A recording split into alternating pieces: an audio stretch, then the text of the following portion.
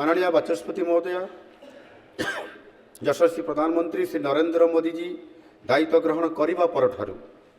द्रुतगति परिवर्तित होउतबा विश्व राजनीति, वाणिज्य गतिशीलता एवं मेंट मध्य भारतर स्थिर एवं दृढ़ अभिवृद्धि स्थिरतार एक स्तंभ भाव उभा होकर निर्णायक नेतृत्वर मार्गदर्शन में देशर अर्थनैतिक यात्रा दृढ़ वित्तीय श्रृंखला, स्थूल अर्थनैतिक स्थिरता, निरंतर अभिवृद्धि एवं नियंत्रित मुद्रास्फीति द्वारा परिभाषित होई प्रयास गुड़िक द्वारा देशर सामग्रिक घरोई उत्पाद जीडीपी क्रमागत भाव प्राय 7% अभिवृद्धि होगा सह दारिद्र्य ह्रास त्वरान्वित हो पारिछि एवं आम लोकंक जीवनर गुणवत्तार उल्लेखनीय उन्नति घटी।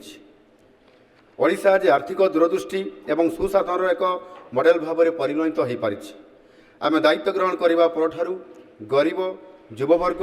अन्नदाता एवं नारी शक्ति पाई आमर जनाभिमुखी पदक्षेप सहित ओडिशा वित्तीय दायित्व एवं बजेट परिचालना FRBM अधिनियम 2005 रे निर्धारित वित्तीय मानदंड हासिल करिबारे आदौ कौनसी विच्युति घटी नाही। नीति आयोग, RBI एवं जातीय ख्यातिसंपन्न अन्यान्य सरकारी आर्थिक प्रतिष्ठान द्वारा यही सफलता को प्रशंसा करा जायछि। राज्य अर्थनीतिर सुपरिचालना जोगु आम राज्यर मोट घरोई उत्पाद GSDP आर्थिक वर्ष 2025-26 रे 7.9% हार वृद्धि पाइबार आकलन करा जायछि।